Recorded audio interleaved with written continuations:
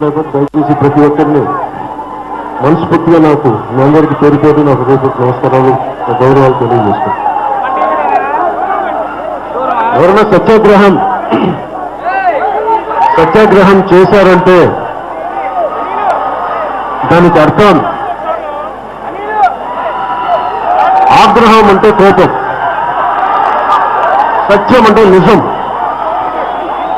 నిజం తాలూకు కోపం. నాకు అన్నం పెట్టే రైతన్నా, పట్టణ వేసే నేతన్నా, సరిహద్దులను కాపులా కాసే జవానన్నా నాకు అమితమైన గౌరవం.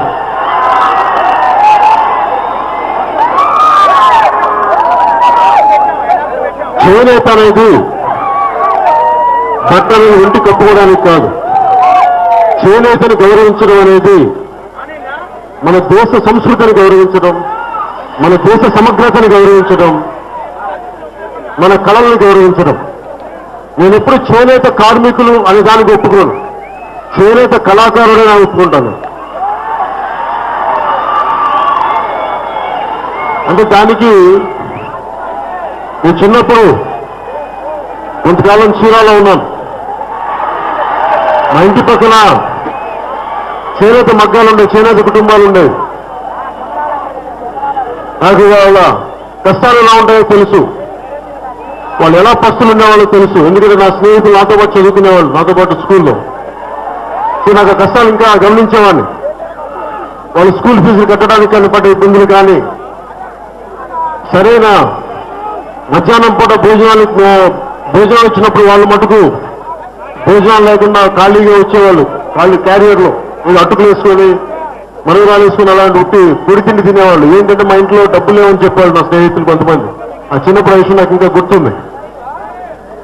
ఈ రోజు నేను చేనేతకి మద్దతు పలుకుతున్నాను, చేనేతకి బ్రాండ్ అంబాసిడర్గా ఉన్నానంటానికి కారణం, నేను పెద్ద పెద్ద పారిశ్రామిక ఉత్పత్తులకు కానీ కంపెనీలకు కానీ నేను బ్రాండ్ అంబాసిడర్గా ఉండొచ్చు. కానీ నేను చేనేతకి ఎందుకున్నానంటే నాకు వాటికి ఒప్పుకుంటే నాకు కోట్లు డబ్బులు వస్తాయి. కానీ నాకు కోట్ల సంపాదనలో తృప్తి లేదు, కోట్ల సంపాదనలో ఆత్మశాంతి లేదు. ఎక్కడైతే కష్టాలు ఉన్నాయో, ఎక్కడైతే సమస్యలు ఉన్నాయో వారికి అండగా నిలబడితే నాకు చాలా తృప్తి ఉంటుంది. అదే కోట్లాది సంపాదన నాకు. కానీ పదే మనం ఎందుకు రోడ్ల మీదకి వస్తాం? ప్రజలు ఈ రోజున నేను ఒక్క కులం గురించో కొన్ని కులాల గురించో కాదు, మన సమాజంలో అనేక సమస్యలు ఉన్నాయి. మనది కుల ఆధారిత సమాజం, అంటే మనం వృత్తుల కులాలుగా ఏర్పడ్డ సమాజం మనది. అందుకని మనం దీన్ని ప్రతిసారి ఏదో చెప్తాను, చాలా జాగ్రత్తగా ఆలోచించి చేయాలి. అంటే ఇది మనకు ఒక సంస్కృతి ఏర్పడుతుంది మనకి. ఫ్యూచర్లో రాజకీయాలన్నీ ఏవైతే సాంస్కృతిక పరిస్థితుల మీదే వస్తాయి. రాజకీయాలు వైరుధ్యాలు ఫ్యూచర్లో కానీ ప్రస్తుతం జరుగుతున్నవి. కానీ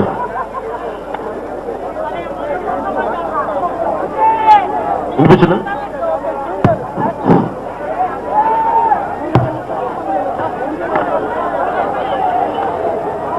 అందుకని నేను ఈ రోజున మొన్న మధ్య నేను చేనేత ఆధారిత పరిశ్రమలకు నేను బ్రాండ్ అంబాసిడర్గా ఉంటానంటే మధ్యలో ఎవరో నా గురించి మాట్లాడింది ఏమన్నారంటే, వడ్డించే వాళ్ళని వదిలేసి ఇస్తరాకులు ఎరుకునే వాళ్ళ దగ్గరికి వెళ్ళటం ఏంటని చెప్పి నన్ను కించపరిచారు.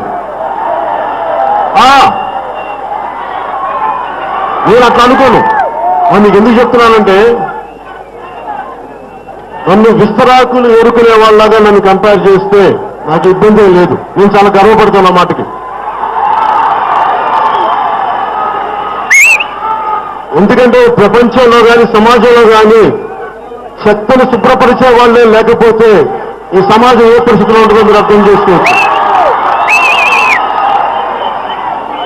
నన్ను ఎంగిలాకులు తీసుకునే వాళ్ళు అన్నా కానీ, నన్ను ఎలాంటి పరిస్థితులకి నన్ను అన్నా కానీ నేను చాలా గర్వంగా తీసుకుంటాను. ఎందుకంటే అట్లీస్ట్ నాకు భగవంతుడు శుభ్రపరిచే పని ఇచ్చాడు. అందుకు నీకు తల ఉంచుతున్నాను నా భగవంతుడికి. మన రాజకీయ వ్యవస్థలోని నాయకులందరికీ అర్థం చేసుకోవాల్సింది ఏ పనికైనా సరే వృత్తి తాలూకు మర్యాద ఇవ్వాలి. డిగ్నిటీ ఆఫ్ లేబర్ అంటాం. మనకి కొన్ని వాడుకి బాగున్నాయి కదా అని చెప్పి సామెతలు ఎలా పడితే అలా వాడేస్తే కులాలను కించపరిచినటువంటి దయచేసి ఒకసారి మీరు వాడేటప్పుడు కొంచెం ఆలోచించి మాట్లాడండి. ప్రతి ఒక్క రాజకీయ నాయకులకి ఇది నా మనవిగా ఈ సభాముఖం మీకు తెలియజేసుకున్నాం. ఎందుకంటే చాలా మందికి బాధ కలిగిస్తుంది. అందరూ నాలాగా దాన్ని ఒక బ్రాడ్ మైండెడ్ గా ఆలోచించరు, చాలా బాధలో పడతారు. అందుకని దయచేసి మీరు కంపేర్ చేసేటప్పుడు ఒకసారి ఆలోచించి మాట్లాడండి. ఎందుకంటే మీరే మన వృత్తి కులాలకు కానీ మన సమాజంలో ఉన్న ప్రతి ఒక్కరికి మీరు గౌరవం ఇవ్వలేనప్పుడు మరి మీరే అందాలను రక్షిస్తారని చెప్పి మీరే సంరక్షిస్తున్నామని చెప్పి మీరే దాన్ని కింతపరిస్తే అది చాలా బాగా కలిగించే విషయం. అలాంటప్పుడు మీరు ఎలా న్యాయం చేస్తారు అన్నది ప్రతి ఒక్కరికి ఒక అనుమానం వస్తుంది.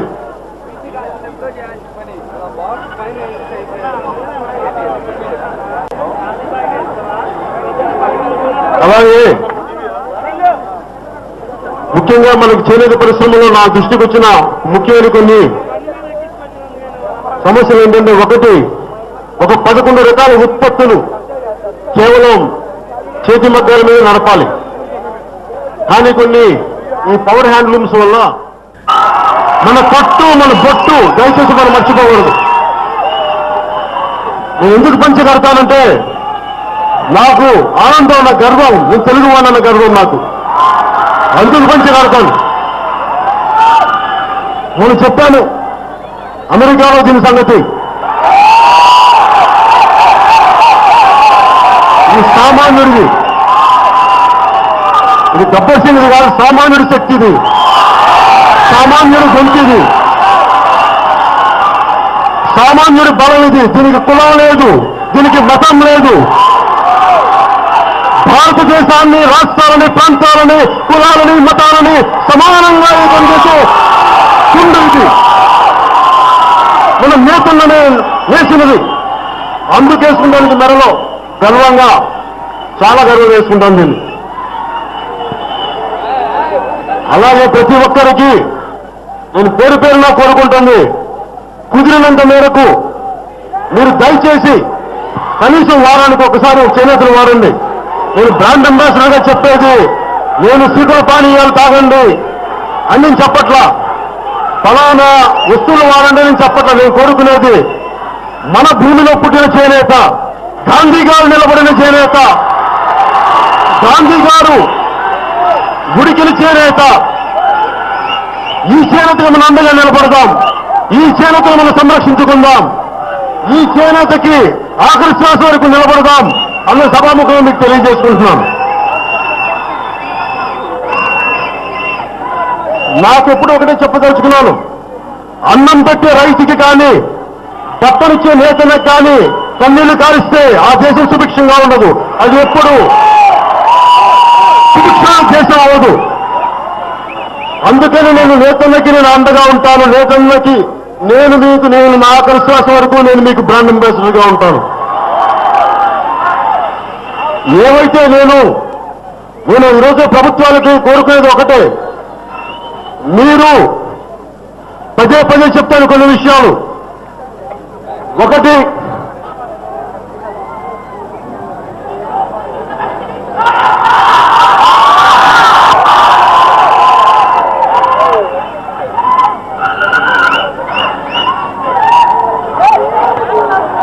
అలాగే పక్కచ్చు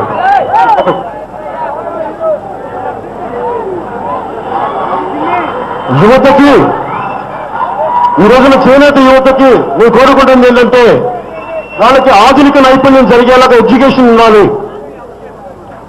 ఫ్యాషన్ కాలేజెస్ ఈ మధ్య నేను అమెరికాకి వెళ్ళినప్పుడు కొంతమంది, నేను ఏ రోజునైతే చేనేతకి బ్రాండ్ అంబాసిడర్ గా ఉన్నానో చాలా మంది చదువుకున్న వ్యక్తులు, తెలుగు వాళ్ళు, ఉత్తరాది వాళ్ళు వచ్చి నాకు చెప్పింది ఏంటంటే, ఇక్కడ మీ ఆంధ్రప్రదేశ్, మీ తెలంగాణ చేనేత సంబంధించి మేము కావాలంటే ఇంటర్నేషనల్ ఫ్యాషన్ హౌసెస్ కి మేము నిలబడేలా కొన్ని అనుసంధానం చేస్తాం అని చెప్పి ముందుకు తీసుకెళ్తాం అని గొప్ప ఫ్యాషన్ హౌసెస్ పేర్లు చెప్పారు.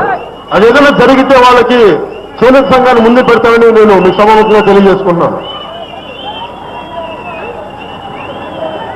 అలాగే చేనేత సంఘం అడుగుతున్న ఈ రోజున ఒక కార్పొరేషన్ ఏర్పరిస్తే నాకు చాలా బాగుంటుంది, మా బిడ్డలు బాగుంటారు, అలాగే వాళ్ళకి వైద్య సదుపాయం కావాలని కోరుకుంటున్నారు.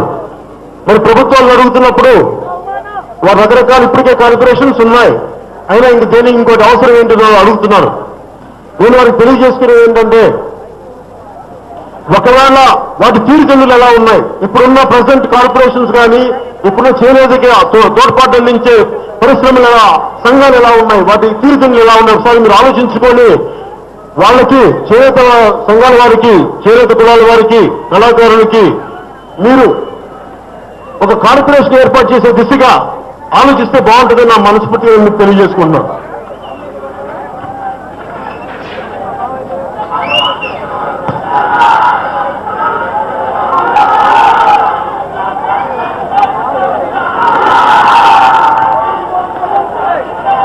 అలాగే ఈ మార్చి 14కి జనసేన ప్రారంభించి 3వ సంవత్సరం అడుగు పెడుతుంది. నేను అడుగుపెట్టే సమయంలో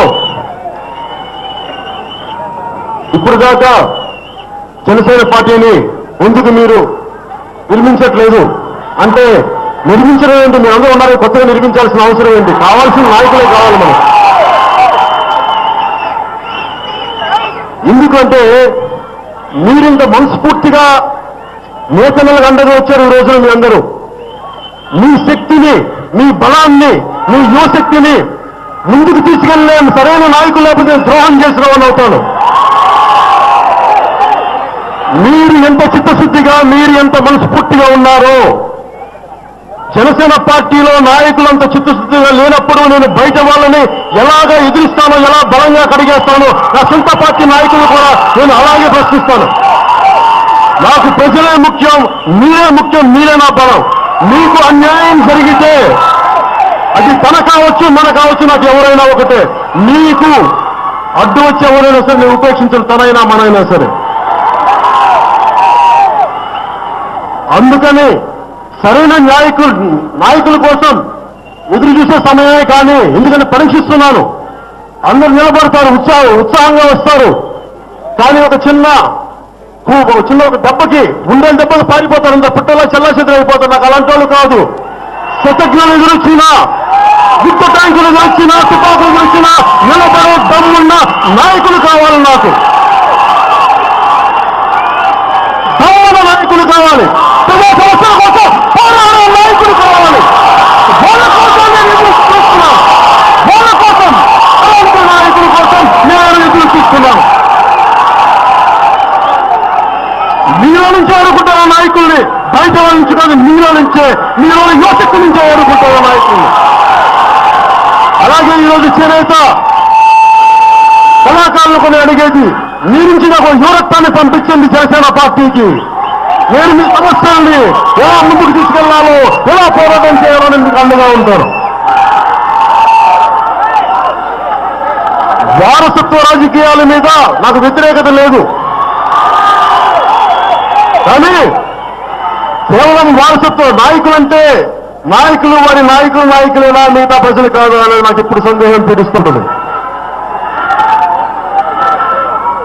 కాకపోతే ఏంటంటే, జనసేన పార్టీ నుంచి నేను యువ నాయకుల కోసం చూస్తున్నాను, పోరాట పటిమల నాయకుల కోసం ఎదురు చూస్తున్నాను, నిస్వార్థంగా ఉన్న నాయకుల కోసం ఎదురు చూస్తున్నాను. అలాంటి వాళ్ళు ఎప్పుడు వస్తారు బయటికి? ఇంగ్లీష్లో ఒక సామెత చెప్తారు, అడ్వర్సిటీ రివీల్స్ ట్రూ క్యారెక్టర్ అని. ప్రతికూల పరిస్థితుల్లోనే వాళ్ళు ఏంటి, వాళ్ళ నైజం ఏంటని బయటపడుద్ది. సుఖంగా ఉన్నప్పుడు అందరూ బాగుంటారు, కష్టాలు ఇచ్చినప్పుడే వాళ్ళ దమ్మెంతా, వాళ్ళ గుండెల్లో నిజం ఎంత బయటకు వస్తుంది. కష్టాల్లో ఉన్న నాయకుల కోసం నేను ఎదుగుతున్నాను. అలాగే మార్చి 14న జనసేన పాలసీల కోసం నేను వెబ్సైట్ స్టార్ట్ చేయబోతున్నాను.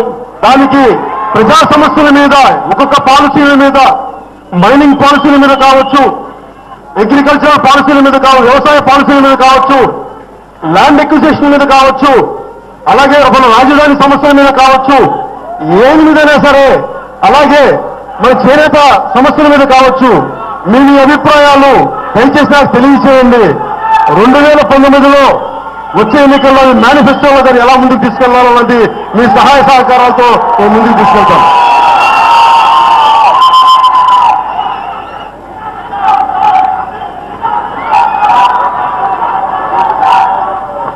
అలాగే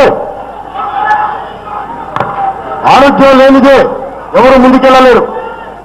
అలాగే చేనేత తల్లులకి, ఇందాక తల్లిని చూశాను, ఆ వయసులో అలాగే నా తల్లిని అంత బాధ పెడతానా, ఆ వయసులో ఉన్న తల్లికి నేను ఇంకా పని చేయిస్తానా, నాకు బాధపడితే కూడా రాజకీయ నాయకులు ప్రతి ఒక్కరు ఆలోచించాలి. వయసు వచ్చిన తల్లిని మనం ఇంత గౌరవంగా చూసుకుంటాం. రాజకీయ నాయకులు తల్లులేనా, మిగతా తల్లులు కాదా? అది నాకు బాధ కలిగిస్తుంది. ఆ తల్లులకి ఇంకెంతసేపు చేతులు ఉడికి చేతులు తెగిపోయింది, కళ్ళు దెబ్బలు తిన్నాయి. ఇంకా ఎంతకాలం వాళ్ళ మీద మనం లాగుతాం? వారికి ఏ విధంగా మనం పింఛను పెట్టి వాళ్ళు ఆదుకుంటాం? ఇలాంటివన్నీ ప్రభుత్వం ఎందుకు ఆలోచించం? చిత్తశుద్ధిగా ముందుకు తీసుకెళ్లాలని ప్రభుత్వం నేను మనస్ఫూర్తిగా కోరుకుంటున్నాను. అలాగే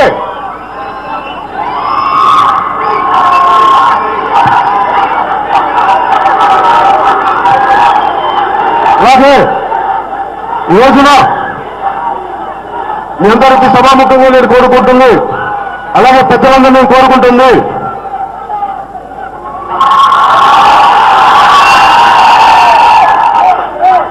ఆంధ్రప్రదేశ్ స్పెషల్ కేటగిరీ స్టేటస్ దేనికి కలుగుతున్నారంటే, నాకు చాలా విసుగైన విషయం ఏంటంటే రాజకీయాల్లో మీరు ఓట్లకు వచ్చినప్పుడు, మా పార్టీకి ఓటేయంగా వచ్చినప్పుడు చాలా సరళమైన భాషలో, అర్థమయ్యే భాషలో మాట్లాడతారు. అదే మా హక్కులు చేనేత కార్మికులు ఇస్తారు, మన చెప్తారు కళాకారులు. మనకి పాదయాత్రలకు వచ్చినప్పుడు మా సమస్యలు ఇవి అంటే మీకు అండగా ఉంటామని చెప్పారు. కానీ పదవులకు వచ్చాక ఎందుకు మీరు నిలబడలేకపోయారు? ఒక సాధ్యాసాధ్యాలు పరిశీలించి మీరు ఇవ్వలేని పక్షంలో దయచేసి చెప్పండి, మేము ఎందుకు ఇవ్వలేకపోతున్నాం, ఎందుకు ఈ మాట మేము నిలబడలేకపోతున్నాం అని చెప్పాల్సిన నైతిక బాధ్యత ప్రతి ఒక్క ప్రభుత్వం మీద, కేంద్ర ప్రభుత్వం కావచ్చు, రాష్ట్ర ప్రభుత్వం కావచ్చు, ప్రతి ఎమ్మెల్యే కావచ్చు, ఎంపీ కావచ్చు, మీకు నైతిక బాధ్యత, ప్రజలకి సమాధానం చెప్పాల్సిన నైతిక బాధ్యత మీ పైన ఉంది. దయచేసి దాన్ని మీరు మర్చిపోకండి. అలాగే కేంద్ర ప్రభుత్వం ఆంధ్రప్రదేశ్ స్పెషల్ కేటగిరీ స్టేటస్ ఇస్తామని చెప్పి ఈ రోజున స్పెషల్ ప్యాకేజ్ అన్నారు. స్పెషల్ ప్యాకేజ్ ఇస్తామని చెప్పి చట్టబద్ధత కల్పిస్తామని చెప్పారు. మళ్ళీ వాళ్ళు చెప్తున్నారు చట్టబద్ధత అవసరం లేదంటారు. ఇన్ని రకాలుగా మీరు అబద్ధాలు చెప్పి మీరు ప్రజల్ని మోసం చేస్తున్నారు. దయచేసి ఇవ్వలేని పక్షంలో మేము ఇవ్వలేమని చెప్పండి. అది ప్రజలు నిర్ణయిస్తారు. మీరు ఇవ్వలేని పక్షంలో మేము ఎవరి పక్కన ఉండాలన్నది అది ప్రజల నిర్ణయానికి వదిలేయండి. అంతేగాని దయచేసి మీరు ప్రజల్ని మోసం చేయొద్దు.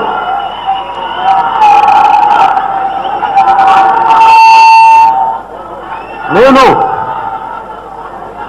ఈ రోజున నాకు ఒక్కళ్ళు ఓటేసినా కానీ, కోట్లాది మంది ఓటేసినా కానీ నేను ఎప్పుడు మీ పక్షే పోరాటం చేస్తాను.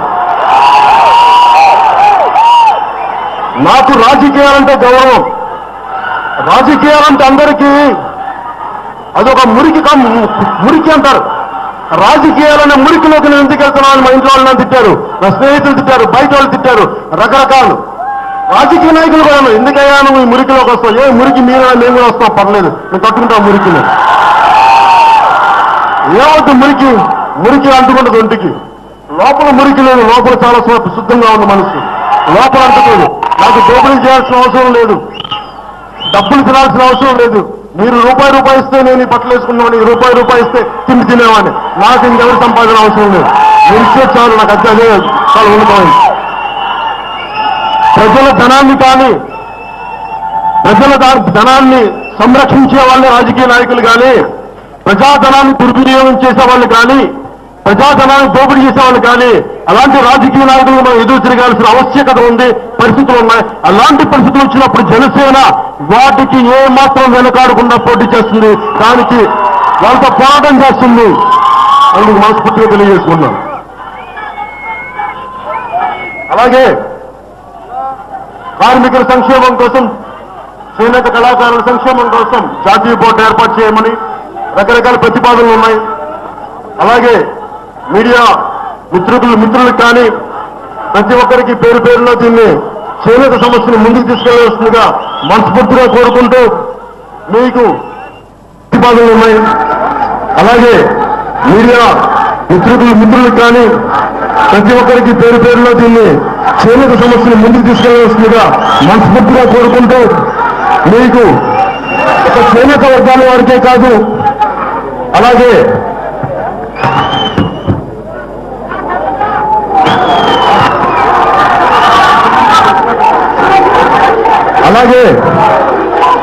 స్వర్ణకారుల కుటుంబాలకు కూడా నేను అండగా ఉంటాను. ఎందుకంటే డిమానిటైజేషన్ వల్ల మీకు దెబ్బతిన్నాయి, మీ వ్యాపారాలు దెబ్బతిన్నాయి. ఎప్పుడు గొప్ప పెద్దవాళ్ళు బాగా ఉన్నారు, కానీ చిన్న వాళ్ళు దెబ్బతింటున్నారు. అలాంటి వాళ్ళకి మీకు ఏమంటే మీ సమస్యల్ని ఎలా ఆదుకోవాలి, ఎలా ఆలోచించాలని దయచేసి జనసేన దృష్టిలో ఉందని మీకు సభాముఖంగా తెలియజేస్తున్నాను. అలాగే ఉద్యమ యువతకి, యువశక్తికి, అభిమానులకి, ప్రతి ఒక్కరికి అరెస్ట్ అయిన స్పెషల్ కేటగిరీ స్టేటస్ కోసం, ఫైట్ కోసం పోరాటం చేసి అరెస్ట్ అయిన ప్రతి ఒక్క జనసేన కార్యకర్తకి మనస్ఫూర్తిగా అభినందనలు తెలియజేస్తున్నాను. అలాగే ఇది చేనేత ఐక్య గర్జన. 18 కులాలు కలిస్తే కానీ చేనేత ముందుకెళ్ళదు. అలాంటి పెద్ద మనసుతోటి అందరూ ముందుకొచ్చి చేనేత ఐక్య గర్జనగా దీన్ని తీసుకెళ్ళిన ప్రతి ఒక్కరికి, మూర్తి గారికి, ప్రతి ఒక్కరికి పేరు పేరున ధన్యవాదాలు తెలియజేసి సెలవు తీసుకున్నాను. ఒకటే మాట, ఆఖరి మాట, దేశాన్ని స్థితించకుండా నేను ఇప్పుడు దిగను. ఏ దేశమేగినా హిందూ కాలుడినా పొగడరా నీ తల్లి భూమి పాడుకుని. భారత్ మాతా కీ, భారత్ మాతా